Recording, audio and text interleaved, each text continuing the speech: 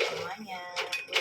Terus ini aku makan nasi putih sama nasi timbul, sama ini kata temanku namanya gogrokan, tapi gogrokan apa nggak tahu. Terus sama sayur lodeh. Ini aku bikin sayur lodeh mantap.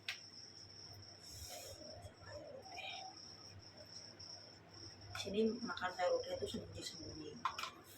sembunyi karena sama ya temennya susternya satunya itu ya, yang kepercayaan yang positif ya, kita nggak boleh masak yang aneh-aneh di sini, goreng-goreng nggak di sini. Jadi kalau kita masak dia pergi, kita baru masak kayak gini. Porsi kulit. Bismillahirrahmanirrahim. Mari kita makan bersama, kita sukses bersama. Bismillahirrahmanirrahim.